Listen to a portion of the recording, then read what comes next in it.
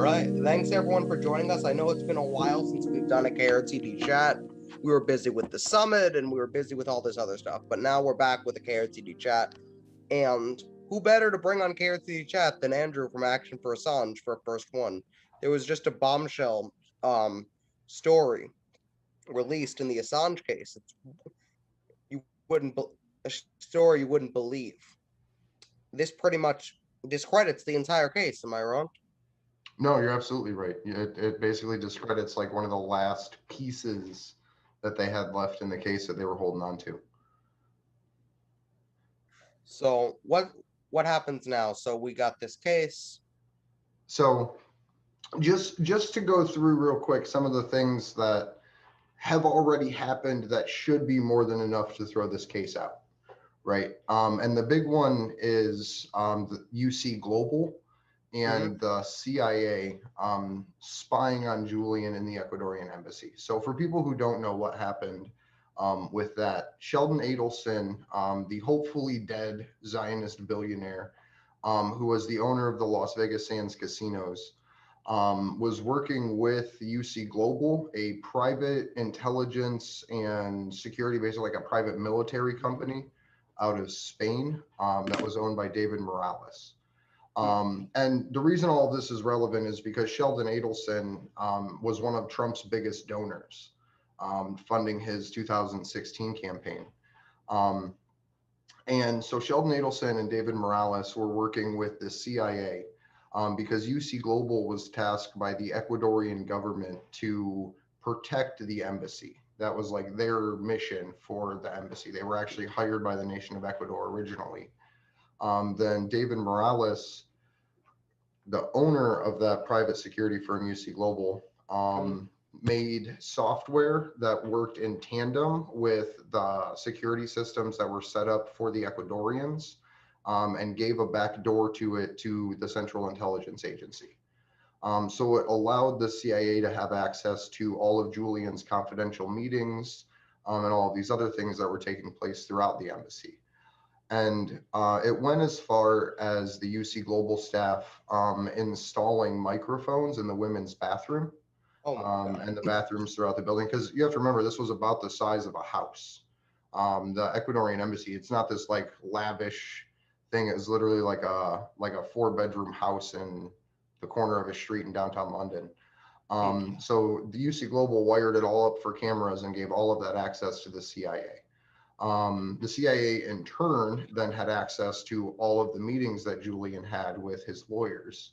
According to Max Blumenthal in January, one of the developments in the UC Global case was that the CIA used it to interrupt Julian trying to get a diplomatic status from a third country. I don't know which country it is, but there was another country, not Ecuador or the UK, that Julian was trying to become a diplomat for.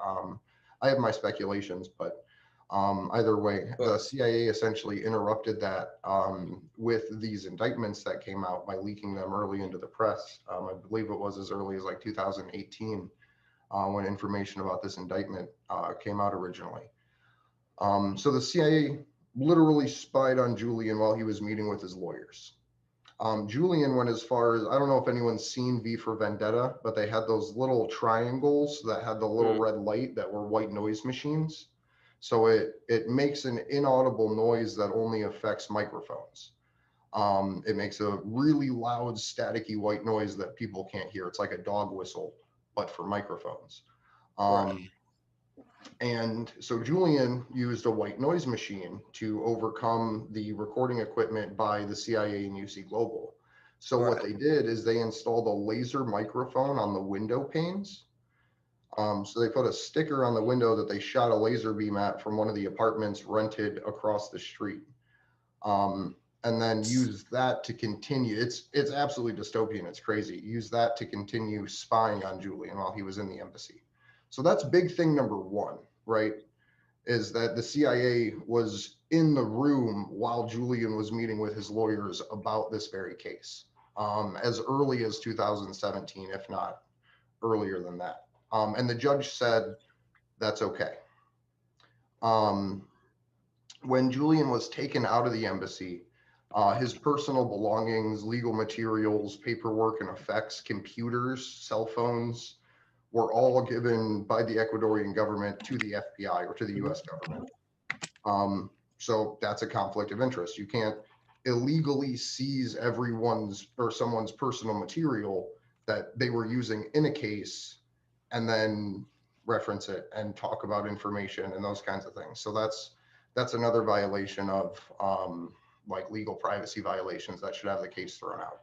On top of it being a First Amendment case, like it's very basic journalism what he was doing. Right. So those are just three things. There's a bunch more, but those are the three big ones. Press freedom, CIA spying, US government got his personal belongings without warrants and such. Now this one is very interesting because the way that they set up Julian's persecution or his trial, if we can call it that, is there were 17 counts under the Espionage Act, which are very vapid, very political charges. And then there was one count under the Computer Fraud and Abuse Act charge, which experts in law, I am not one, will say that it's so vaguely written that turning on a computer violates the Computer Fraud and Abuse Act charge, just with the vague language of the way the bill is written. And part of this, so that charge originally came out in 2019 when Julian was arrested. Yes. Under what we can call the first indictment. At that time, it only included information about potential conversations between Julian and Chelsea.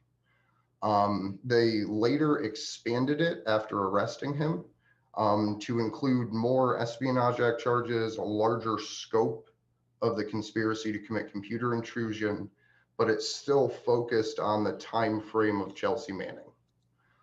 This latest one that's known as generally the third indictment came out in June of 2020, and Julian wasn't arrested for it until September of 2020 when the witness portion of his trial started. So this is the third indictment that came out in sequence that Julian just got arrested for last September. So it's a real weird timeline. It's kind of convoluted, but this is the third indictment that they put out, expanding the scope. And they included this information from a person named Seeger Thordenson, Right. commonly called Teenager, who was an FBI informant and essentially worked to try to catch Julian up on a Computer Fraud and Abuse Act charge. As an informant, he essentially lied about trying to get Julian to help him hack into things. He lied about what Julian told him to do, like as far as like, hey, you should attack the Icelandic government and things like that. But this is where, if we want, we can go into the slides. Right. Before that, I want to go into a couple of things before that. So let's. Yeah. So for everyone who doesn't, the Iraq war logs is the reason that they're going after Julian, one of the main reasons. And they have a couple of other reasons not to like him. The Hillary Clinton emails, exposing all kinds of different things for years. Yeah. While he was in, so Russiagate happened in response to the DNC email releases that showed that Bernie Sanders was cheated, and then continued through the release of Podesta's emails. Like that's kind of the origins of Russiagate, as Hillary's and the DNC's emails coming out.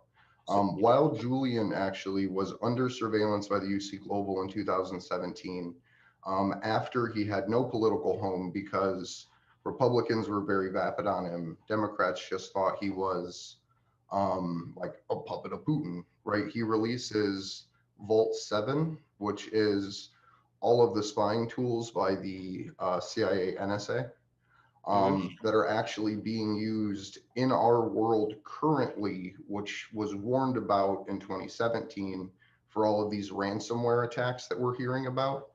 It's these tools that Julian tried to warn the world about 4 years ago that are now being used to attack U.S. infrastructure, if we believe the story the way it's written. So what I'm assuming their biggest fear is he gets this case gets thrown away. and he gets to go free, and he's going to continue exposing things like he did for the last certain amount of time, and very possibly go after some of the people who went after him for this as well. Well, I don't personally think of Julian as like I don't know him. I've never met him. I can't speak. Well, no. But I don't think he would be inherently vindictive. Well, I don't no, think he but would go after an individual because they were an individual involved necessarily, because he well, doesn't maybe not. collect the information. It's just given to him. But I definitely think he would keep publishing. So he'd likely go back to WikiLeaks. I'm going to listen. Yeah, yeah.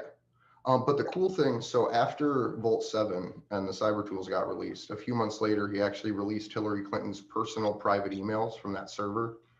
That was like the hoopla in 2016. So that was when like the fire got lit in the embassy, I guess you could say. And some of these so-called journalists, for example, I think I don't want to misquote, but I believe it was George Stephanopoulos, who everybody knows him. He was the press. I think he was a secretary, one of the cabinet positions for Bill Clinton. He recently, it was either a couple nights ago or a couple weeks ago, did a segment about Julian and completely smeared him and said, "Oh well, he fabricated and then he made it about the emails and said that something about him fabricating the emails and all this other stuff." So now the mainstream media, when they do cover it, if they go on the defensive and they make sure to paint him in a very negative picture, and especially that one is personal because that guy's directly linked with the Clintons. So in a world that makes sense, 10 years from now, it will be studied in academic courses about the use of propaganda for how Julian was dragged through so many different communities that supported him over the last decade. Everything from like right-wingers like calling him a Mossad agent, to Democrats calling him a Russian agent, to he's a rapist, to he hurt people, he revealed sources, all of these other things that were used to target different support groups. So that's, in the future, that will be something that hopefully, if we live in a sane world, will be dissected for future generations. So that way this doesn't happen again. And go back 10 years. I think it's about 10 years. A room full of liberals applauded him. He gave a TED Talk, everybody he forgets. A TED Talk where they were jokingly calling him a hero or a supervillain. And he was like, well, I guess it depends if you commit war crimes. And everybody forgets about that. Yep.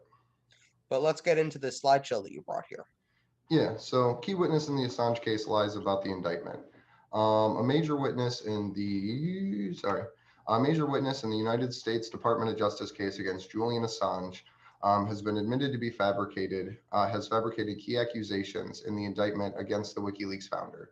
The witness, who has a documented history of sociopathy and has received several convictions for sexual abuse of minors and wide-ranging financial fraud, made an admission in a newly published interview in Stewart, where he also confessed to having continued a crime spree while working with the Department of Justice and FBI and receiving a promise of immunity from prosecution.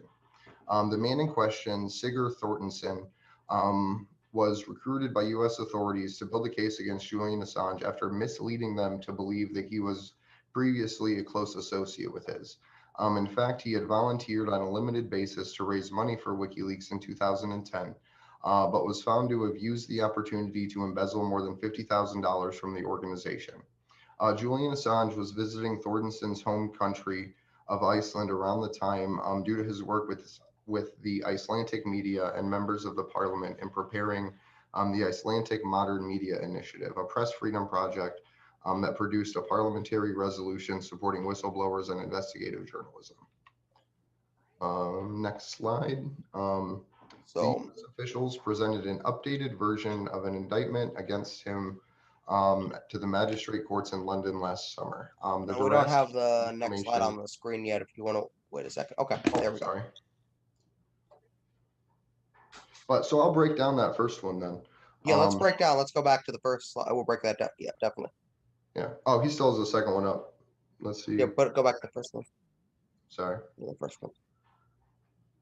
Second. Yeah, there we go.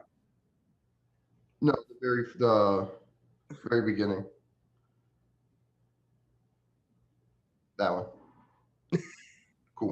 We'll get there. So Sigger, also known as Siggy or as Teenager, Teenager's the name that they used for him in the indictment, is literally just a masterclass piece of shit troll. I guess that would be the best way to describe him. He's someone who is a pedophile, who is a documented, registered sociopath, like has sought like things to make sure that he is known to be a sociopath in society. And he was working as an FBI informant. While he was an FBI informant, he continued his crime spree of pedophilia, specifically because he was going to be given immunity from the FBI under Julian's prosecution. Of course. Right? And then while he was at WikiLeaks, the only role that he actively took in the organization was as essentially just a campaigner to fundraise for him. And it was at a super limited basis. He wasn't like involved personally or in deep contact with Julian, as far as I'm aware. And then while he was doing that, he literally was just siphoning money off and using it for his own personal benefit. So did he get his, my question here is, and I'm not even sure about this part of the story, did he end up getting his immunity before he said what was actually going on? Well, so all I know is that it was promised. I don't know if they actually gave it to him. So an interesting part of the story, there was 9 FBI agents in Iceland actively working with him. He had a whole FBI team in Iceland that the Icelandic government kicked out. They literally said, get the fuck out of here, and threw, sorry, I don't know if we can cuss, but threw 9 FBI agents out of their country and back to the United States, specifically because they were working hand in hand with Teenager. Now, this story, I've only seen covered in a couple of places. I've seen it covered in the Icelandic place you mentioned. I've seen it covered, I believe, by Jimmy Dore covered it. Kyle Kalinske covered it. And there's like 3 other people who I saw, and then Indy Left also covered it. But other than that, nobody's talking about this. Well, there was a couple other people, like Luke Radowski at We Are Change covered it, my buddy Jason Burmis, and a few others. But as a whole, you are correct. This is not something that has broken into the mainstream media. I can count the amount of people. Yeah, right. And my personal opinion is, if you look at Operation Mockingbird that was taking place, where they were literally taking over the CIA and the Department of Justice, essentially were taking over media organizations. These major media institutions literally have former intelligence agency officers on all the time as guests, right? Like MSNBC, CNN, even Fox News to some extent brings on former military officials, former intelligence officers to get those monsters' opinions on this. So when you have leaders of the FBI going on major media platforms as friends to give their critical opinions instead of being pressured and talked to, you get an environment where the mainstream media is not going to cover a story where 9 FBI agents were found out to be helping a convicted pedophile that stole $50,000 and then the FBI got thrown out of the nation of Iceland. Like, although Democracy Now! Actually, there's another one covered it. Yeah, well, I wouldn't necessarily even consider them mainstream. Well, no, they're not mainstream, but so if you look at Democracy Now's numbers, like views that they get, that video where they interviewed Julian's dad and brother and talked about this case got more views than any of their other videos that they've played. Anything that they put out recently. And that's because they've been such a bad publishing institution, where they literally just took the Russiagate narrative full throat and ran with it. So hopefully places like Democracy Now! will realize that their true audience, like the people that built them, that know what's happening in the world, want real information. So hopefully that's something that they can fathom from this story. The Intercept, I don't think. No, well, so the Intercept sucks. Yeah. Although I think Democracy Now, worse than Democracy Now, to be fair. So think not to get off topic too much, but just because it came up in our community recently, like the Free Assange whistleblowing community, um, the Intercept tried to put out, yeah. Well, so the Intercept has been found out that they fund Bellingcat, a private and basically a UC Global-esque company, like a private security contractor. The Intercept gives them more money than the UK government does, and the UK government gives them a lot of money. And does workshops, literally sends their journalists to a private security firm to go learn how to do journalism, which is like the opposite. Like you would want to be investigating private security firms as a journalist. But so they tried to literally cause a hubbub in the Free Assange community. They did a wonderful interview with Chelsea Manning, like completely admitted it's worth listening to just because it made me happy to hear her happy. But they tried to use it as a way, just as this story about teenager was coming out, to cause drama in the whistleblowing community by the way that they even spun and presented that story. exactly the way I'm looking at it right now. Democracy Now! Might be in that hole with TYT and the Intercept, but the Democracy Now! Can still climb out of that hole. Right. The Intercept and TYT can no longer climb out of that hole. No. Democracy Now! Is still dangling by a thread. Yeah, at least I hope. They still This have is the either like a opportunity. last flash in the pan or like the start of actually cooking up against tyranny again. But we'll Exactly. see which way it goes. But yeah. But again, this is something I can count on my hand. The amount of people on both my hands. To be fair, the amount of people who cover this. Yeah. And that's it's scary. sad. It really is. And I want to address the chat for a second. You mentioned, I think this is in response to you saying in a world that makes sense. So Beth B says, in a world that makes sense, Julian would never have been persecuted. I agree. And much love to you, Beth. I was actually, so shout out to what me and Beth were doing before this. I have another project where I'm working in conjunction with a bunch of smaller groups to form a much larger protest in DC on September 11th. So it's going to be a multifaceted Free Assange, but also End the Damn Wars protest. So that's supposed to be the day that like the troops are coming home and all this bullshit, right? The stories that were being sold. So we're on September 10th, 11th, and 12th in DC doing a full weekend of anti-war, anti-censorship events. You can find that on endthedamnwars.com. It's pretty cool. Or endthedamnwars.org. I'm sorry.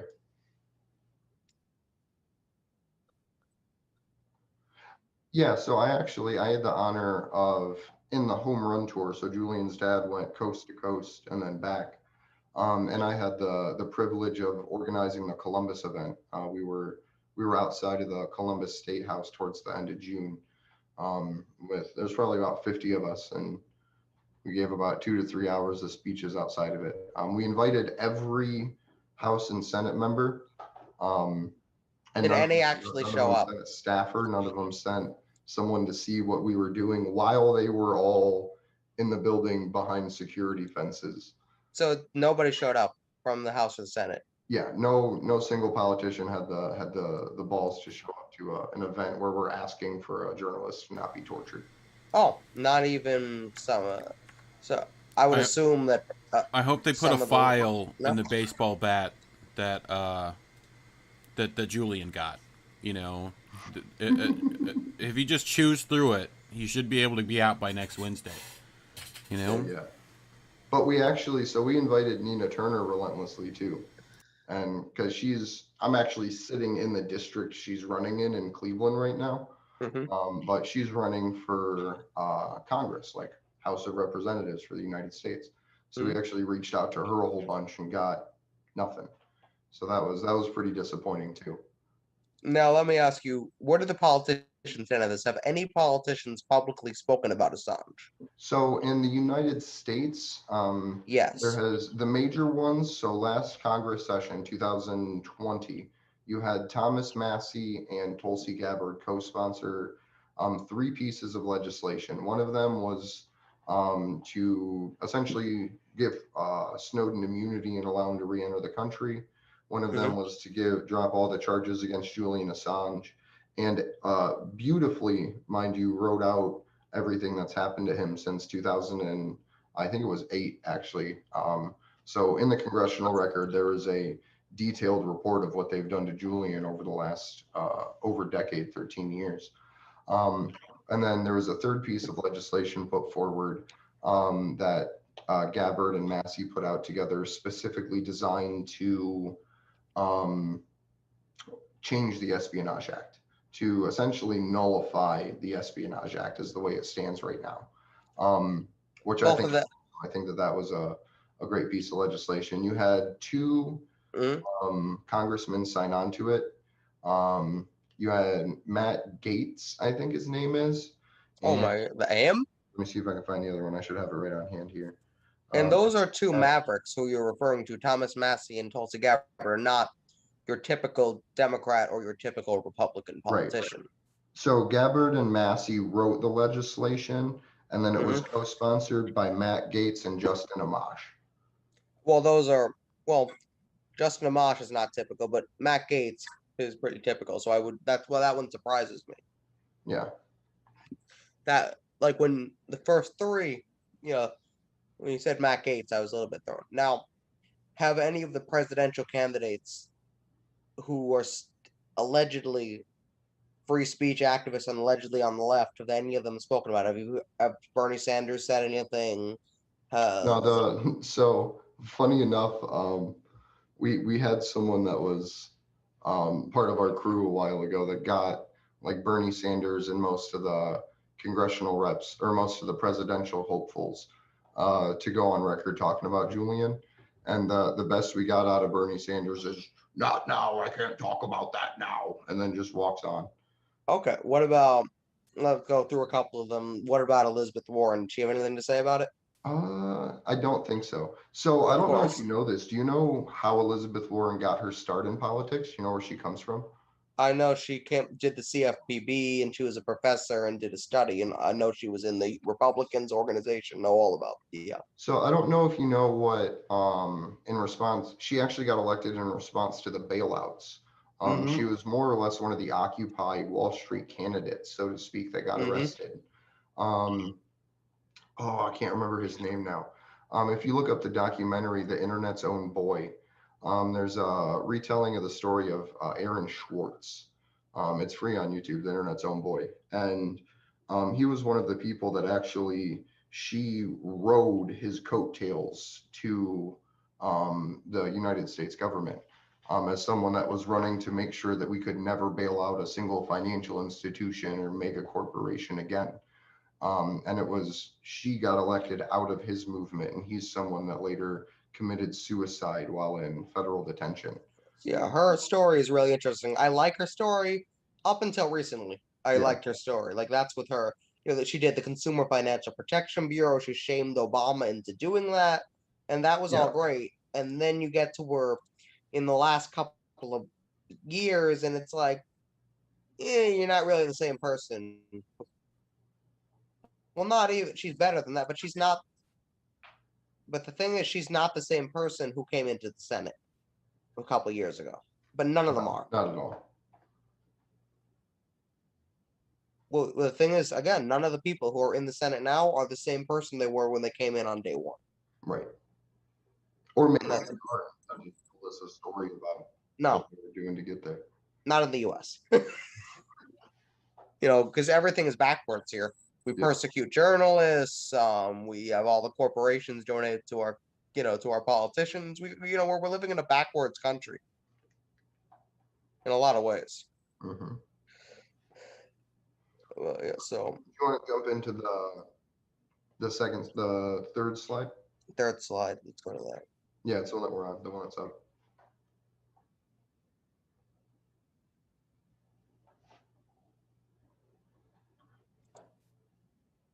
Cool. So, I have a camera glitch over here. Presented an updated version of an indictment against Julian to the Magistrates Court in London last summer. That's that June 2020 indictment that he got arrested for in September. The veracity of the information contained therein. Is my camera working now? Great. Sorry. Oh, it said in my camera. Good now. Oh. Yeah. So the veracity of the information contained therein now directly contradicts the main witness statement and whose testimony it's based on. The court document referred to Mr. Thordenson simply as teenager, a reference to his youthful appearance, not his age, and Iceland as NATO country 1, but makes no real effort to hide the identity of either.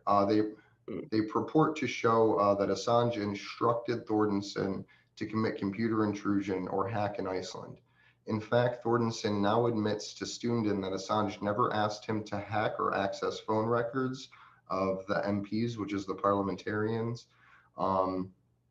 His new claim is that he had in fact received some files from a third party who claimed to have recorded MPs and then offered to share them with Assange without having any idea what they actually contained. He claimed he never checked the contents of the files or even if they contained audio recordings, as his third-party source suggested. He further admits the claim that Assange had instructed or asked him to access computers in order to find such recordings is false. So the second half, or the 18th out of 18 indictments, falls apart with this. This is all that they had. So these next couple, I'll just jump in here and pick up if you want to go to number 4 or 5, I think it is. This just kind of shows the activities that Thordenson was taking. So these are pulled, that's what the 44, 45, 46, these are the lines from the actual indictment that was released in June of 2020 against Julian. This is the actual lines from that itself. But on January 21st, 2010, after Assange and Teenager failed in their joint attempt to decrypt a file stolen from an Icelandic bank, Teenager asked a US person to try to do so. In 2011 and 12, that individual, who has been an acquaintance of Chelsea Manning since early 2010, became a paid employee of WikiLeaks and reported to Assange and Teenager. No later than the summer of 2010, Assange put Teenager in charge of operating, administering, and monitoring the WikiLeaks IRC chat channel. Skip down to 46. In September 2010, Assange directed Teenager to hack into the computer of an individual formerly associated with WikiLeaks and delete chat logs containing statements by Assange. If you skip to the next one, later in December 2010, Laurel, a hacker supposedly affiliated with Anonymous, who identified herself as a member of the hacking group Gnosis, contacted Teenager. She introduced Teenager to other members of Gnosis, one particular by the name of Kayla. Teenager Siggy told this hacker that he was in charge of recruitment for WikiLeaks and stated that he was under Julian's authority and to report to him and him alone. So what Teenager was essentially doing behind the scenes in those first 3 points was essentially trying to build a case against Julian, the same way that, if you remember 2016, Guccifer 2 was trying to, essentially inserting themselves into a situation to try to share material that would get someone a Computer Fraud and Abuse Act charge. That's basically social engineering, where you basically integrate yourself into something, and Right. everybody thinks you're their friend. Right. And even the things here about hacking into other people's computers to delete chat logs, that's part of the thing that he said, no, that didn't actually happen. But then in the part that it gets concerning is the December 2010, where you see Teenager actually start going behind the scenes and trying to essentially build a hacker community for WikiLeaks, in so many words, in response to the FBI or in conjunction with the FBI. Do we still have that slide up, 48, 49, 50, 51, 52? Well, we have 49 through 52. Okay. Oh, 48 through 52. 2011, a teenager told Julian that a group of hackers offered their services. And Assange supposedly, but this has been debunked as well, approved of the arrangement and told him to meet with Gnosis.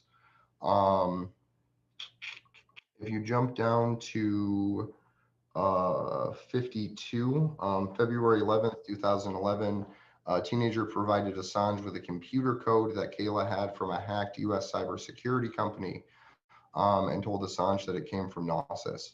So this is more of that social engineering activity, more of that planting, trying to get someone to plant something inside of WikiLeaks to get them to commit an illegal act. And then I don't want to read too much more of this because it really just drones on.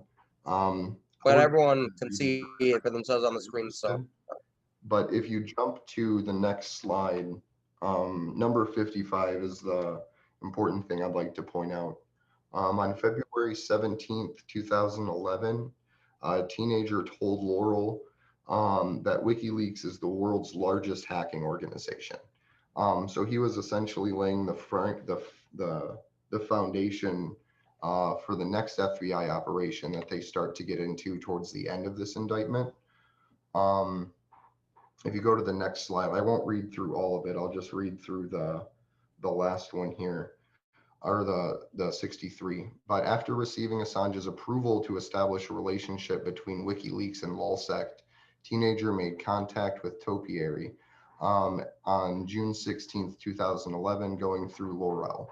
To show Topiary that teenager spoke for WikiLeaks, so an arrangement could be reached between WikiLeaks and LulzSec, teenager posted a YouTube video, then quickly deleted it of his computer screen that showed a conversation that he was having with Topiary. And the video also contained Julian sitting there, which that actually isn't true. That's a fake video. They talk about that in the indictment as well. And one of the New York Post or Times or one of those put the video in the article when it came out, and the leader or the head executive editor of Consortium News actually said that, I'll have to find the article, but it was like the New York Post or New York Times or somebody used a fake video that was posted to the internet, which was super interesting. But the reason that this slide is so important is it bridges into the next era of WikiLeaks with its involvement in the United States.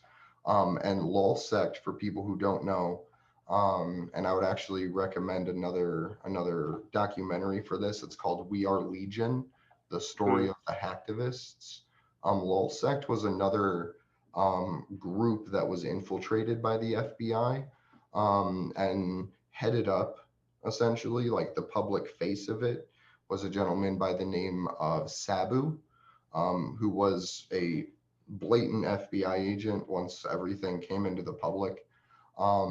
And this is the part of the story where it bridges into the Jeremy Hammond case and the UC Global files, or not UC Global, I'm sorry, the Global Intelligence files, because there was a major US organization that Jeremy Hammond, who actually just recently got out of prison about 18 weeks ago or so, released through WikiLeaks. But so an FBI informant was working in conjunction with an FBI informant with the development of LulzSec to try to get Julian with Computer Fraud and Abuse Act charges, was essentially their operation. But if you remember from the Stewart article that we just covered, they talked about how teenagers stole $50,000 from WikiLeaks. The court document, which this is pulled out of, conveniently leaves that off. So all they put, line 66, in the fall of 2011, teenager left WikiLeaks. They don't include the fact that he stole $50,000. They don't include the fact that pedophile, sociopath, offered immunity, FBI informant, but also that he was literally convicted of stealing money from WikiLeaks. Like, Icelandic court found him guilty of stealing $50,000, and the court just was like, well, he just left. Like they Well, what wrote, they want to do is they want to paint a picture here. They want to paint a picture. This is the witness who's coming up against his son. So when right. MSNBC talks about this and they pull their sources, or CNN talks about this, they pull their sources. Oh, there's a guy and he went through all this and now he's testifying against his son. So that's as simple as that. Mm-hmm. They don't have to tell you all the other stuff. Right. It's crazy. And that's if they'll even cover it. Like, I think the closest that it's actually come to mainstream media coverage was Kyle Kalinske and Crystal Ball talking with John and Gabriel Shipton about it.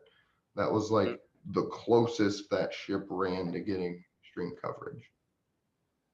Yeah, he did go on Tucker, but I think that was before the Stewart article. I'm not positive, but I'm pretty sure that was earlier in June before all this came out. I'll have to double check. And when I do see them cover it, they attempt to spin a narrative like I saw with a couple of these different reporters a couple times, especially a lot of the people who worked for on TV who have connections with the Clinton White House. A lot of those people like Stephanopoulos, etc., will spin their narratives, and it looks exactly like they're doing it. If you actually know the full story, and you know as much as it looks like they're spinning a narrative, and they're pushing back. And a lot of the times they make it about the emails, and they don't talk about the Iraq war logs. Oh, right. It's the same thing. Like, if you look at how they treat everything, it's the same thing as like the DNC emails. Like, they don't talk about what is actually in the information. They just smear and attack the person that put it out. And the way I think Stephanopoulos said once that Julian I quote, fabricated the emails. I think that's one of the things that he said at one. That'd be interesting because they're actually the only press institution with 100% accuracy rating. Like, they put out more classified information than any other press organization ever in the history of the world. And they've never had to retract a single email, a single document, a single attachment. I'm sure that's CBS. That's where he is, right? He's at CBS. I'm sure CBS has had to retract hundreds, if not thousands of things. Constantly. Even I have to correct myself half the time in real time on my show because I'll get a date or a time or something wrong. And it's a lot of the people who are connected to the Democratic establishment will talk about it. Specifically, people connected to the Clintons I've seen talking about it. Mm-hmm. And well, so there's a lot of people that, I don't know, like think, I guess, like if you talk to like the more liberal Democrat end of the spectrum, that they're like, oh, Joe Biden took office, so Julian's for sure going to get out because Obama and Biden didn't want to prosecute him, right? But because of the New York Times problem, to be fair. But when the one time it got brought up in the White House room, the press secretary was literally like, well, it's already in court, like it's playing out. So Biden is taking the same position that Obama took on the Minnewachuny protesters, which is, we'll just see how it plays out. No, I'm not sure if you've seen, I know that, I think we talked about this off the air. I had mentioned that Kyle Kalinske put up the phone number when him and Crystal interviewed the two brothers, the brother and the father. They put up the phone number for the White House and said, we've all been trying to call senators and congressmen. Why don't we try calling the White House and have millions of people leave messages there and see what happens? Yeah, do anything. Literally, like, that's my slogan, is do what you can with the time and money that you have. For me, like, this whole journey over the last 3 years, like, started by putting posters up on telephone poles. I would go out and put basically 100 posters up a day for the first 6 months that Julian was in prison. I would go pass out flyers. Like, we just had the 4th of July. Some communities, I don't know if they still have fireworks happening or not. But Julian's birthday is actually the 3rd, so the day before. So we had been encouraging everybody to get out to their local 4th of July events just to pass out flyers and information. Because one of the things that Julian actually talked about was the idea that you become immune, or you become, that when injustice happens, you become complacent and take inaction. So as you hear things happening in the world around you that are unjust, that are legitimately wrong things, We train ourselves to ignore those things. And the way to start doing is literally to do anything, whether you're an anti-war activist, whether you're a guns rights activist, whether you're a Medicare for all activist, no matter what the thing is you're starting for, the thing is that you're passionate about, maybe you're not even an activist yet. If you go out and just start doing anything, like literally anything, passing out flyers, putting up posters, literally just talking to people at events, you start to remove those levels of inaction from yourself. So when things do start happening in the world, you become more aware and more in a position to be able to push back against those injustices. So my hope is that anybody listening is willing to do that, to just literally pick up a flyer for whatever it is you care about and hand it to a stranger and say, hey, have you heard about X, Y, or Z issue? Because 3 years down the road, 10 years down the road, if you keep fighting for that thing, you never know where it's actually going to end up. And on a lot of these issues, that those flyers might actually help. A lot of people don't understand what Julian actually did. A lot of people don't understand what Medicare for All actually is. Mhm. And when you start to educate people, and they maybe start to come around to your side because they start to understand, oh, maybe you're right about that. Yeah, I think it's super important because it like back in the day, right? So we live in an era of information warfare. I don't know if that's like a common thing people are aware of, but the mainstream media tries to spin narratives to sell us products or sell us wars or sell us politicians, what have you. So any action you take as an individual to bring someone truth, like literally, even if it's just about Medicare for all, is revolutionary. Like that act of telling someone the truth is like incalculable how impactful it could be in the world, right? Because billionaires and the hyper moneyed elite, if you look back at George Soros's 60 Minutes interview that he did decades ago, he has the same opinion, but he puts it into words, the same actions that all billionaires do. And it is, if I don't ravage this country, someone else will. Right. So the assumption of the billionaire intelligentsia elite class that wages war for profit is, if I don't do this, someone else will do this. But people like us, the activist class, the way we have to look at it is, if we don't do this, no one else will. If I'm not the person passing out information locally, there's not going to be a person passing out information locally. So I think that's, once people can get that to click, it really becomes a big turning point in that fight against injustice and inaction. And with Assange, a lot of people think, I talk to about a lot of people who are met to the liberal spectrum of the Democratic Party, and a lot of them, I ask, hey, you know what happened with Assange? A lot of them will say, yeah, he released the emails or something. Mm-hmm. And that's the kind of response I get. Nobody really knows the full story with the Iraq war logs. Nobody remembers the TED Talk. Nobody remembers anything except, yeah, I think he released some emails, and WikiLeaks, I think, is connected to Russia. Yep. And that's all I get. Yep. And that's the struggle, right? Like that's the problem, is that they've buried this for so long and for so many incalculable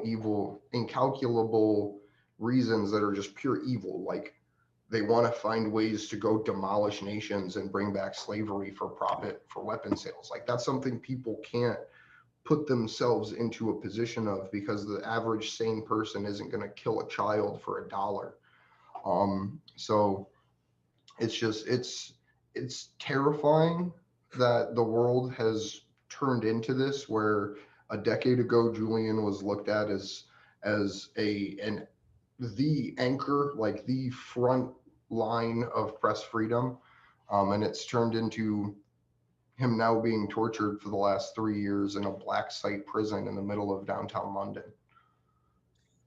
No, and then some people have said, oh, well, somebody offered him asylum. Yeah, he can't get there. Right. Well, horrifyingly, right? So he got offered asylum by the nation of Mexico. Mm-hmm. President AMLO in Mexico, well, I don't know if you know much about Mexican politics, but I know he was like the Bernie lefty. Sanders of Mexico, right? Like the labor leader, socialist or democratic socialist reformist, taking our country back for the people leader, like very Bernie Sanders. Yeah, The that I know. Mexican labor unions, specifically, I think it was the auto workers, organized and forced AMLO to come out in support of Julian Assange in 2019 or early 2020.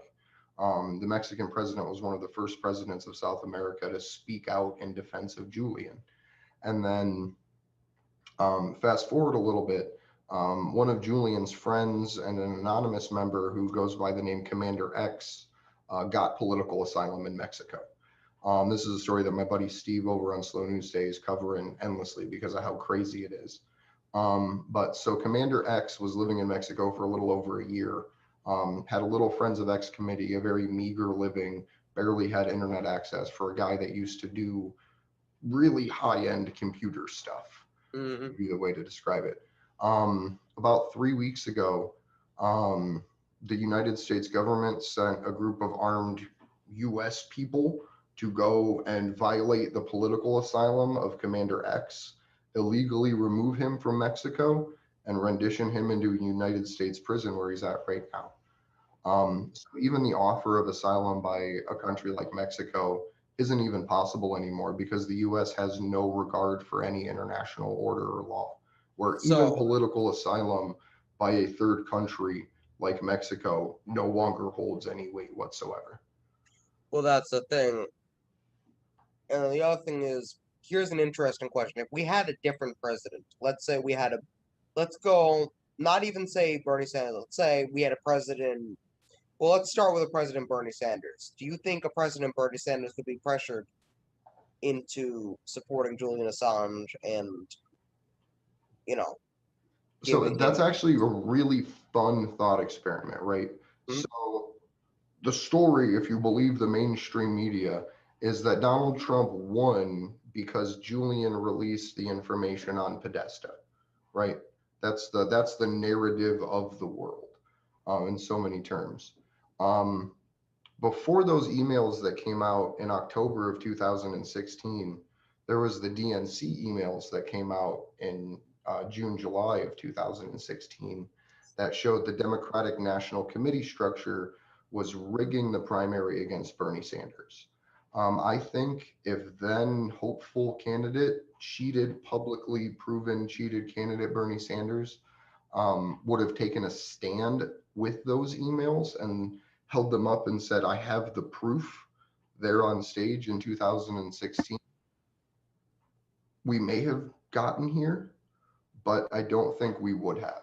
I think if Bernie Sanders would have had a spine in 2016 and took a stand with the same information that Donald Trump did later on in the campaign, we wouldn't have had a President Trump. We would have had a President Bernie. That's my not that he was helping Bernie or that was right. assisting Bernie. My question though is, if we have, if in the 2020 election some miracle Bernie Sanders pulled out and won, do you think he would have pardoned Assange, or could he have been pressured to, as where Biden probably can't? No, Bernie can't even get pressured to supporting Medicare for all in the middle of a global pandemic, and it's his own policy. So I don't think he would be pressured into supporting the person that Joe Biden advocated for essentially openly murdering by calling him a high-tech terrorist. Let's try another experiment. Well, we already know the much more establishment candidates is an automatic. Now let's try someone who's on the more, I would say, who's very wishy-washy. Let's try an Elizabeth Warren. Do you think she could have been pressured? Because she's really wishy-washy on a lot of things. Can that be used? I mean, I think Elizabeth Warren would have made a better show about it. Okay. I think that she would have found better reasons than we're just going to see what happens.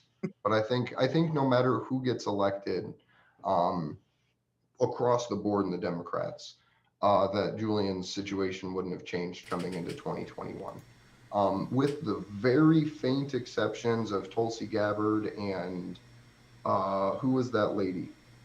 The spiritual Marianne Williamson. Marianne Williamson. Because to her credit, Marianne Williamson was at the first event and maybe the second in Washington, D.C. With Julian's dad and brother. Yeah. So if anything, Marianne Williamson is the one candidate that's like progressed from saying like, I support free press, but I don't know about this Julian guy, all the way to sitting on a panel advocating for him and for his release. What do you 2 think? years later. So at the very least, at least pressure on Marianne Williamson gets her to learn. So I appreciate that, but I think if she got elected, it wouldn't change anything, and Tulsi Gabbard included too. What do you I think we think she should wouldn't be have had. focusing our efforts on? I have one more If scenario not- to throw up. So Yeah, If the not more senator who just died, who ran for president, Mike Gravel. Where do you? I'm sure you're familiar with him. yeah. He did so, actually run in 2020. Do you think he could have been a partner of Assange? Yes, 100%. So Mike Ravel, rest in peace. He is a fucking freedom fighter and a hero. His pro-war and intelligence stuff aside, Mike Gravel, as a sitting member of the U.S. Senate, worked with Daniel Ellsberg to put the Pentagon Papers. the Pentagon Papers into the congressional record. Yeah. He's someone that's spoken up for Julian. He's appeared on vigils for him. Yeah, he had to go. He had to go in the middle of an alleyway in a dark room and put a briefcase down and go. You know, this is back before, you know, WikiLeaks could have just emailed it to you. This was when it was way harder to do that, and he took much more of a risk. And this is when Daniel Ellsberg tells the story about standing there for hours. He had to put a hours colostomy bag in FedEx, making Xeroxed copies of illegally possessed documents. And he had that, that's an exciting story. He had to run a filibuster with, you know, he had to go get a colostomy bag for him and the guy in the seat, right? And you know, then he had to. Did you watch the Democracy Now? Is a real man would have just shit his pants on stage. Yeah, well, that's what like Huey P. Long used to do. Like if I ever get a chance to filibuster, like you all are going to smell it. Like Huey P. Long used to just piss onto the floor of the Senate when he did it. Yeah. You know. No, like for real. Like that's for real. What an opposition. That's what they were supposed. Now like it's the silent. Brazil, when their government was getting taken over by a right-wing leader, their actual left-wing oppositions, like their versions of AOC, were setting off fucking tear gas grenades in Congress to try to stop pieces of legislation. Yeah, so like that's nutty. We can have a real, actual congressional resistance. We may not pass policy, but we can shut that shit down if we can get one or two people. If I ever get elected, I'm just gonna have a balloon artist sit behind me and make balloon guillotines and pass them out, and just see if anyone starts changing their mind on stuff. Right, like give them that. You know, and maybe a piece of cake. So, you know, it's like happy legislation day, you know, whatever it is. And just see who takes the bait. Just see who, I like it. Who's willing to do that. You saw how the Tea Party, the idea with these lefties and Justice Dems was to be the Tea Party of the left.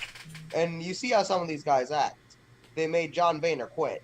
And then you saw Ted Cruz all the way up until he got absorbed by the establishment, even him.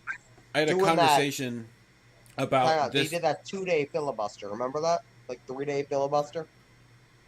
No, see, I had a conversation about the Tea Party and how they relate to, you know, third parties and the Justice Dems themselves, right? And the conclusion that the people I had talked to came to out of I run the Jimmy Dore server Discord in case people were wondering. That's where I had the conversation, was that you need that threat of an actual party. You need the Tea Party who was capable of getting people on a ballot, right, and into a seat. Even if it was a mayoral seat. Yeah. Go ahead. Party. So the Tea Party, I personally live in the district that Jim Jordan lives in. He's like the Tea Party poster boy. Like he is what's left of the Tea Party movement. As far as I'm concerned. What the Tea Party movement's whole goal was, in a nutshell, was to move the Republican Party to the right. For whatever that means to whoever's hearing it, their goal was to move Republicans to the right on a lot of issues. Yeah. Whether it was issues of liberty, issues of taxes, issues of Wall Street, the whole idea was to move it to the right, and it was funded by billionaires. Yeah. Ocasio-Cortez, the Just Us Democrats, and Brand New Congress, referring to them as the Tea Party of the left, I think is super, super, super good, but not in the sense of what people think. because they moved the Democratic Party to the right. Okay. Like the Democratic Party now no longer has a serious elected stance on Medicare for all. Right. It's walked all the way back to Obamacare. Those same candidates now see Israel as a victim rather than as an apartheid state committing genocide. And they will now use, like, there was a gentleman who pointed out that Ocasio-Cortez had walked back her statements on Palestine. Yep. And she used the force of violence, the legal monopoly of violence that the Capitol Police hold, to get officers in a different state to show up at that guy's house saying that he threatened violence against Ocasio-Cortez. So there is an elected Democrat actively using state police to intimidate small Twitter political threats that make her look bad. So, but what I mean by in being the Tea Party of the yeah. left and moving the Democrats so far right that they were the Republicans of 1990. But my thing is, what they were supposed to be, the type of Tea Party they were supposed to be, was the ones who went in there and said, "Yeah, I'm blocking that. Yeah, we're blocking this legislation. We're going to force this vote. We're going to block this. We're going to block that. I'm going to filibuster for the next 10 days. You're not going to do any of that." And who would actually go out there, and at the time of the Justice Democrats, there were 2018, let's say, we got more of them.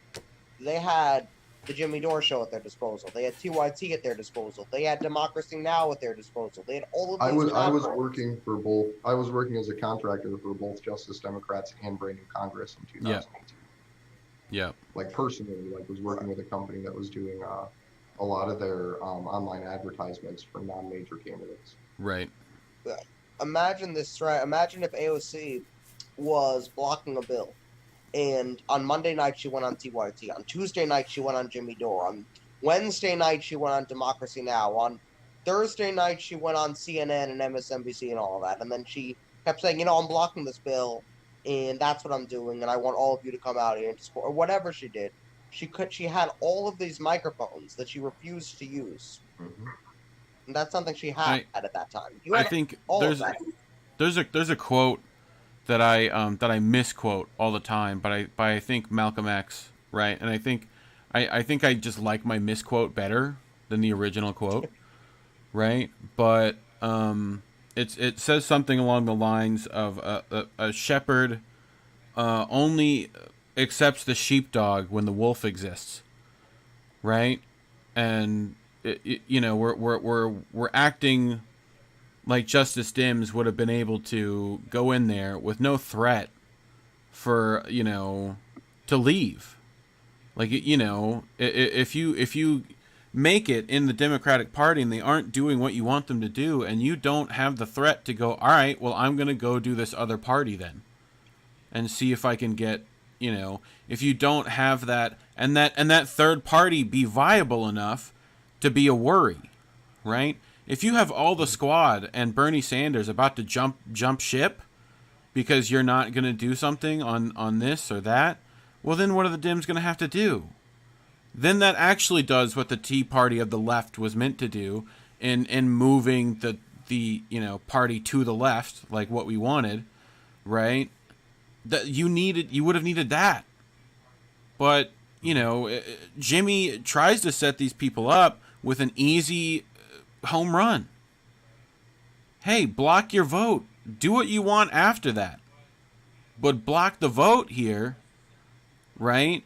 And what did he get? Oh, he started getting smearing and Russiagate and whatever. Sounds like other people we were just talking about, right? It's not even because just that. He threatened the stability of people's positions. Right, like absolutely. He threatens the cozy leadership roles that want to just have that leadership role. Like it's how any institution turns from a democratic institution into a totalitarian institution. Yeah. And it's because the people in charge are content with the power that they've earned and will work to continue having and staying in positions of power, even if it's something as small and honestly bullshit as like the DSA and things like that, where instead of taking that common cause of what it's supposed to be and carrying it to the leadership position, you have people, most likely FBI or private intelligence operatives, honestly, that get in charge of these organizations and then just turn them into inert institutions that just spend time in an insular environment. Well, the thing is that I think the DSA used to work with the Greens and PSL at one point. Now they're like, what if we made a closer relationship with the Democratic Party? No, that's not really where you want to be. But what I was going to say is, and the other thing, senators actually have a lot of power in their own right. They can block. They can literally. I believe it was. I can't remember who did it, but the Bernie Sanders, Josh Hawley $1,200 bill, Ron Johnson just blocked it. One senator can block any legislation from moving, can block every legislation from moving through the chamber. So here's an interesting thought. Yeah, and one House of Representatives member, interestingly, can actually block arms sales. Where a House member or a Senate member, this is legislation from like Vietnam era, can file a contest against arms negotiation deals and hold up the actual negotiation of arms trades by demanding more and escalating levels of transparency and information. It's something that Rand Paul attempted to do against the Saudi Arabian arms sales in the beginning of the Trump era. Now, here's an interesting theory. Now, this is something I talked about on the show months ago. Reef, I think you helped me set this up. The war and wealth tax bill. I think you helped me with that slide. Yeah, probably. And we were talking about, hey, how does she... That's not really a serious bill, whatever. But here's an interesting thought. Chuck Schumer said, hey, you need to get a Republican to support that bill if we want to bring that up. She could have said, go fuck yourself. I'm going to block every single piece of legislation that comes through until you bring up my wealth tax bill. Yeah. You have a choice here. And then he has no choice. Like, all right, I'll bring up your wealth tax bill. But the other thing is she'd have to probably do it at least once or twice before he realized she was serious about that. And any of these senators who have like a really progressive bill that doesn't want to be brought up, just say, you know what, I'm going to block all your legislation. No problem. I honestly think it would be fun to be in one of those positions, literally just to cause escalating levels of buffoonery, essentially. Like literally being one person with the ability to shut down an entire federal government would be phenomenal. But that's what Ted Cruz did. I'll ever be able to reach that position. That's what Cruz did a couple of years. He's like, he shut down the government when Obamacare was going to go through. He said, yeah, this is not happening. We're not renewing. I'm shutting down the government. I'm going to talk for 24 hours about who knows what. I don't even know what he was talking about, but he kept talking. Right. Well, where's Bernie Sanders, real quick? Where's Bernie Sanders on shutting down every bill until Julian Assange gets free? No, he's not there. He has the power to do that. He's a sitting senator. He can say no legislation will move through the Senate until this thing that I'm standing on gets resolved. But there's no one in our government except Thomas Massie, and if the other two, Gates and Amash, got reelected. I don't know anything about them, honestly. Those three, if they're even still there, I know Massie is. Amash is gone. He switched to Libertarian and decided not to even run again. Okay. He was the first Libertarian ever in Congress. Yeah. Because he switched to it while he was there. But where are those people shutting down legislation? Where are those people filibustering over this issue? Well, like, they're afraid too. Basic, like, supposed to be inalienable, God-given rights, and the people that support God, gun, and country aren't taking a stand on the First Amendment here, and it's just crazy. Like, to the point that Ohio is a deep-ass red state. Like, our House and Senate are beyond a supermajority Republican, and not a single one of those people would show up on a day they're in session to defend free speech, or even to just listen and be educated. Well, the thing is, we always think we're getting a fighter. We thought Elizabeth Warren did that little thing with the CFPB, so we're like, oh, great, she's a fighter. Turns out, she's only a fighter when she's not a senator. And she doesn't have to be friendly with everybody there. We thought... Like Trump just put out that he's making some, like, critical free speech announcement, and I'm like... Like, dude, I literally just broke into your fairgrounds and put up signs all across it telling you to free Assange. Like, don't tell me you're making a free speech announcement. Did I tell you guys about that? Oh, you did that? Yeah, let me pull up these pictures. So Trump had his very first event in my county, in the place that I live, at a fairgrounds about 15 minutes from my house. So let me grab these pictures. I'm going to screen share. I don't know how well it'll pull up. Oh, I don't have links to them. It's just in a. It's just So in let's the screen share and see how this turns out. But while you're doing that, I was just gonna list off every senator. Well, I'm not gonna do it now, but I was gonna say I started with Warren. I was gonna go all the way up to Bernie and AOC. Every time we think somebody's a fighter, we were wrong. Right. But yeah, no, I literally broke. It was open. It was not breaking. I walked in to the fairgrounds before Trump's event, about 48 hours beforehand, and put posters up across the grandstands, like basically everywhere. And then went back the next day or a couple days later during Trump's event, with my megaphone, which has a record option, that was just chanting "Pardon Julian Assange." And the traffic was stopped for like 5 miles. So I just walked past all of these cars with this megaphone and just got like thumbs up and shouts and cheers. And Let me allow you to share screen.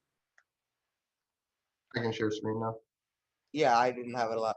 And I want to address the chat real quick. I don't know if you Joyce Caterzini, I don't know if you know them, says freedom and compensation for Julian Assange. I'm trying to make sure I'm at the right part. There we go. And then we have Beth B saying Bernie Sanders had the opportunity in 2016 to use leverage, but he caved to the DNC establishment. Yeah. So is this coming through on the stream okay? So yeah, I literally went to the Lorraine County Fairgrounds the night before. I was putting up posters for Julian all across it. This is the back entrance. And then this is the actual me. I wanted to document that I broke nothing. The gate was just open. So I just straight walked in, postered and stickered all the bathrooms throughout the area. Went across the grandstands and put posters up on each one of the poles throughout it. Did it like a literature drop. Yeah. And then in the spirit of resistance, I sent the information to The Intercept and told them like, hey, this happened at Trump's event before he got there. I just wanted to make you aware, hoping that they would say something or something like that, but they didn't. Have you considered emailing some of these guys directly? I try, but there's literally like a list of people that we've reached out to for 3 years that no longer really get back to us. So we have the people that are in our group that still reach out to people, but it's. No, I mean like personally though. Some of the Intercept reporters every month for so long, asking them to fight for issues they pretend to stand for, that it becomes cartoony. Like that's I was for 2 years, I was an elected member of the Ohio Green Party State Central Committee, and I called Nina Turner once a month, asking her, hey, I would love to organize for Medicare for All for you. It's something we're doing here. We'll do it in a post-partisan way. We won't even talk about party. We just want to get the legislation on the board here in Ohio. Like, will you fight with us? And never got a phone call back, never got a text response. And I have like her personal cell phone number. So really? Yeah. And how did you get that, out of curiosity? I have friends and stuff, but of course. But so I reached out to her for the last 5 years of my life, maybe since 2017. No, 2016 as a pipeline fighter was when I first started reaching out to Nina Turner. And for the better part of a decade now, I've gotten no response. Has she ever, maybe she doesn't check her phone messages. Do you ever text her? She texted me back once. So she had a big gubernatorial victory, I believe in Alabama or somewhere. There was a big mayor's race or a big governor's race. It may have been a mayor's race, but a big race that our revolution won. It was their first post 2016 election victory. And I texted her, I said, hey, congratulations. That was a really big victory. You guys did great. And she texted back, thank you. So I at least know that she receives them. Because if you block someone's phone number, you still go to voicemail. It doesn't stop the call completely. So she knows, does she know what you're doing right now? Yeah.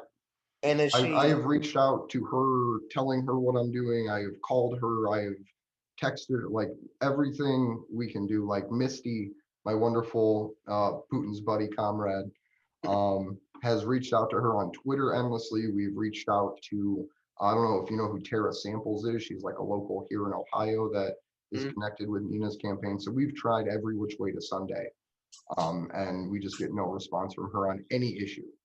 So hopefully, so I don't even know hopefully, but like that's to me, Nina Turner's just, of course. And Tim Black, but when you completely abandon all positions up the line of the Democratic Party, they'll start to give you attention. Interestingly enough, on Tim Black's show was where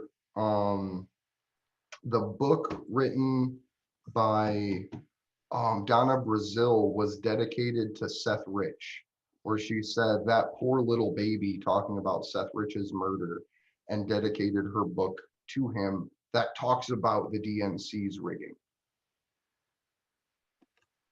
So credit where credit's due. Tim Black did get that interview. Have you considered reaching out? And you said the one time you guys, and you said that Bernie told you he didn't have time to talk about it. What happened with that? Yeah. I'll try to find the video and send it to you off camera, but what was literally it? Bernie What was your little? We don't have time to talk about it. Like, wouldn't say I support Shane, you. Like, had a camera and a person incessantly. Yeah. Like, You talk spent. about Julian. Hey, what about Julian Assange? This was back in 2000. Oh, I gotta tell you, you're familiar with David Pakman, right? Yeah. I want to pull something up real quick. Reef, is that still around? Can we pull it up? Probably, yeah. Let me look. We're going to pull something up. So I actually asked David Pakman about Julian Assange in a super chat during one of his streams. Okay. Do you remember which Friday that was? By chance? That's a good question. Which Friday was that? Was it the last one? Yeah. Let me look. I believe so. So I'll look. I asked David. So, and I mostly did. Hey, let me see what kind of segment I can get out of this. Does he support him? Does he not? I don't know if you're familiar with what his stance is on Assange. So. I'm not. So you're about to be. I'm not going to spoil it for you. We're going to pull the video up, but. Cool. It was Fourth Fridays, I do believe. Mm-hmm. And. So this is from should be one of the last videos. So this is. We're going to pull up a slideshow from one of our news show, and this has. And I think Andrew, you can see it already, but nobody else can. Yeah, I got it. So, which video is it? Whoop. All right, let's pull this video up. It's one of these three. Hold on. Why don't we just? They're all fun. We can play them all. Yeah. Well, let's play. Come on. Work with me, computer. Please and thank you.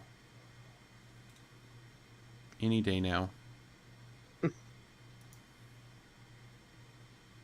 Okay. So here's what I asked him about Julian Assange.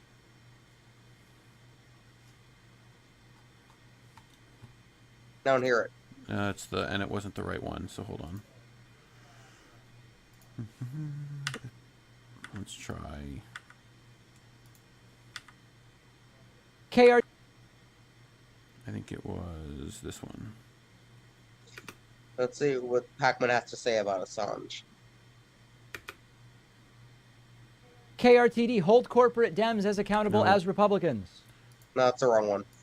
I did a couple things. I wanted it up for a segment, so. Yeah. I asked him a couple of things.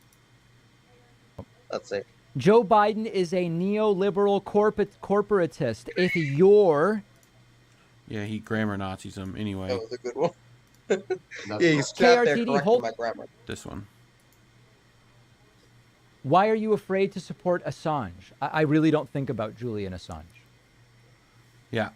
He just doesn't think about him. People with responses like that are people that will never share classified information and have no concern about being prosecuted because they have no hope of challenging power, right? Because the only reason you don't concern yourself, even in the slightest, like you don't, like I'm ridiculous. Like I've literally lived this case for the last 3 years of my life. Like I know almost every detail and I've learned every detail that has gone back like a decade almost, if not a little bit more. But for someone like him to be like, oh, I don't think about that much.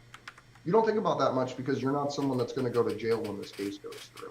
Like the U.S. prosecution argued, if you share information against the national interest, you are in violation of the Espionage Act. That was their literal argument that they presented in court that a British judge accepted, right? So if Julian's allowed to be brought here, challenging power for any reason gets you turned into, now they're calling them domestic terrorists, right? So it's reasons like this why you need a free and independent media. And someone like that, if that's willing to be like, I don't think about this, even in the slightest, it's because they're either tools of the intelligence community or are literally just in it for a paycheck and don't care and don't plan on challenging any power ever. Well, the thing I've noticed about David Pakman is when the left, about 4 years ago, the left was in a very different place.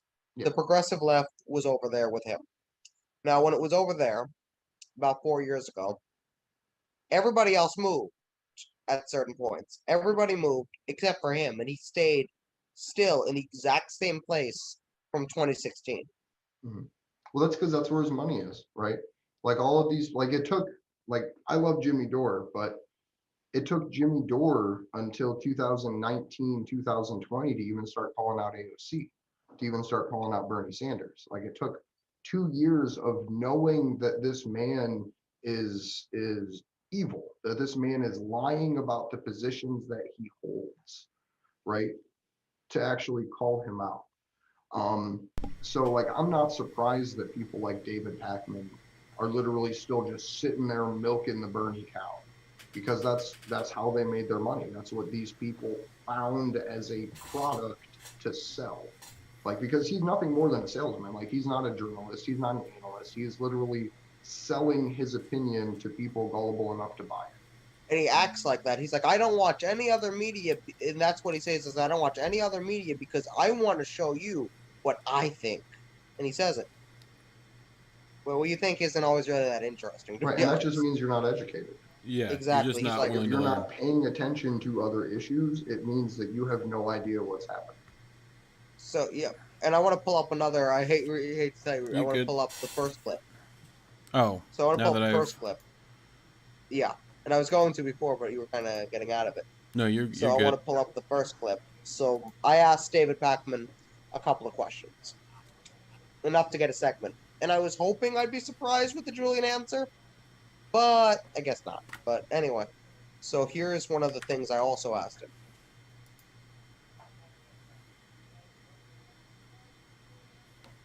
Go. It's not coming up on the Joe screen. Biden is a neoliberal corporatist. If you're, I think you mean if you're on the left at all, you would do a lot more criticisms of him. Please hold Joe Biden accountable. My lead story Monday was a criticism of Joe Biden. In the clip today about the Voting Rights Act. Yeah, I mean, he pretty much grammar Nazi'd you. And I'm like, really? That's what you need. And then another one I said have he had we went through all of them. Oh, there's one more. No, we went through, I'm pretty sure we did that one. This is the... Joe Biden is a neoliberal corporatist. No, one. Why does it not go to the next one when I hit that button? It's number 2. KRTD, hold corporate Dems as accountable as Republicans. And he doesn't even have them. Yeah, he just gave you a free ad read there, pretty much. You paid $2. Exactly. It's like KRTD Media.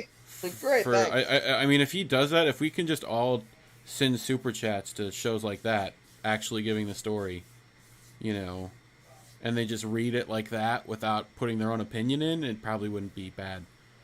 Well, the power of super chats, right? So I don't really, it almost feels like a pay to play speech sort of thing, but I get it. Yeah. I get how people make money. Like Combo Couch made 90% of their money from super chats. Jimmy. One of my good friends, Kimber Maddox, she goes by like Mean Panda on Twitter, super chatted TYT during Julian's trial back in September and was like, hey, where are you guys at? Like, can you make a story about this? And Anna Kasparian was like, you know, we'll think about it. Like, we got to look into it more. Yeah, Jimmy did a whole segment on that, pretty sure. Not saying yes, but trying to just give it a long answer. They outsourced it to Democracy Now! If you remember that. They outsourced it. Right. And so that got clipped by Glory Jones, and they just got blasted with it. Like, they got shamed into covering it. So if you are someone that cares about an issue, fucking blow these people's super chats up. Like yes, it supports them, but you can fit a lot of words into a $2 super chat. Yeah. Exactly. And I wasn't surprised. I don't know how much time you have left, Andrew. I actually gotta get going home soon. I got like a 40. Of course, so I want to Understandable. Plug whatever you want to plug. Let's do that. I just want to thank for joining us. It's a really important story that just came through, and I wanted to make sure we got your thoughts on it. Thank you guys so much for having me. I love coming on and hanging out with y'all. Right. My name's Andrew Smith. You can find me on Twitter. The name's in the bottom thing, Andrew ZIGMUND, Zigman. You can find the Action for Assange crew at action_4 Assange. We actually are working on setting up our protest in September, and that's endthedamnwars.org. We're going to be doing multiple events. I have to reach out to the Fuck Censorship crew, but right now it's Free Assange, End the Damn Wars, and most likely Fuck Censorship, and then any other group that wants to get involved. If you are involved with some kind of anti-war or issue-based organization, please reach out to us, and we'd love to see if we can't include you in the fold. And Krtd is going to begin. I think we talked about this off air. I think I tell you, we're going to start including Action for Assange's content as some of our rewinds. So we're going to start. They've done hundreds and hundreds of episodes, and we're going to start running some of those over here. I really appreciate that, by the way. Anything you guys want to use, if you want to clip it, cut it, use 30 seconds or the full, like we used to have old ones that were hours. Like we used to do 5 hours every Wednesday. So by all means, use whatever you want from our library. Of course. And we're going to make that part of our regular content schedule. That's cool. That's definitely. awesome. Anyway, thanks for coming on.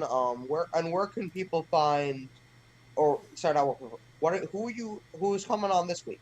Who's coming on next? So we stream every Tuesday. I'm super bad at self-promotion. We stream every Tuesdays at 9 p.m. Eastern time and Saturdays at 1 p.m. Eastern time. Because we figure the notification system's trash. We just put set times so people just know when to tune in. Right. So 9 p.m. Eastern on Tuesdays, 1 p.m. Eastern on Saturdays. Tomorrow we'll have Kara Castronova and potentially 1 or 2 other guests. And we're going to be talking about the detention conditions of BLM activists, as well as the detention conditions of the January 6th protesters from the Capitol, because I was personally at the Capitol January 6th. Right. So it's something that's near and dear to my heart, because they have at least a minimum of 38 people still being held pre-trial in Washington, D.C. In total solitary confinement, like 24-hour-a-day lockdown, pre-trial detainees, for literally walking onto a building that the police let people into. So we're going to be diving into that. And the fact that it's a domestic torture program. They're literally violating the Geneva Convention and international and national laws in our Constitution, holding people for almost 6 months at this point, pre-trial and total isolation. Don't forget, waterboarding isn't torture, it's enhanced interrogation. Right. Well, hey, before I leave, I want to give people another term. Right, so we learned in 2003 that Nancy Pelosi was part of the Select House Intelligence Committee. As a member of that committee, Nancy Pelosi in 2003 learned about the United States torture programs in Guantanamo Bay and elsewhere. That's where the term waterboarding and enhanced interrogation comes from, is Nancy Pelosi on that Select Intelligence Committee. One of the other things, and there's a lot of methods, one of the other methods that I think people should really talk about because of how brutal it is, waterboarding is literally the least intense version of U.S. torture, and it's called walling. So what walling is they put a collar around someone's neck and they run a chain through a wall. And there's a person in a chair sitting in front of that person that's chained through a wall that asks them a question. If they don't get the answer they want, there's a person on the other side of that wall that slams someone by their neck against the wall by pulling the chain. And that's an acceptable method of interrogation of torture for the United States government to be performing. And that was 10 years ago when we learned that they were doing that. Think about what they're doing now, that it's been over a decade, 11 years since any transparency in a large scale way was shined on. Yeah, that doesn't sound fun even with a safe word, you know? Exactly. So, yeah, that's bad. Another thing is, are we back? I don't know if you reset up the stream key, so did we able to do that? I think so, but I can get with you. Yeah, I got it set up. Afterwards. We should be good to go for tomorrow. But so yeah, I want to shout out. I want to shout out everyone's Twitters, Andrew's, Misty's. Go find what is it? Sarcasm Stardust, I think. Stardust. Right. Yep. You know, at KRTD on all our socials. Right, and go find those Discords that will give you those notifications, so Andrew doesn't have to remember, you know, dates and times. So also follow Slow News Day Show. Yep. On YouTube and on Twitter. Definitely. And also the whole MCSU network. Yeah, just was with Franco and his Discord. Super good stuff. Yeah, there's a whole group of people there with Nico. Yeah. So shout out to those guys, because that's my fam. And right, you everybody. guys, you'll be back to streaming on KRTD tomorrow, I guess? Yep. Okay, so everybody can check you guys out tomorrow. All our audience, make sure you tune in at, is it 9 o'clock tomorrow? Yep, 9 p.m. Eastern. We usually put like a 10 or 15-minute timer up beforehand. All right, everybody tune in. All right, everybody. Peace, love, and soul. Bye. KRTD out. All right, you guys are off the air. Yep.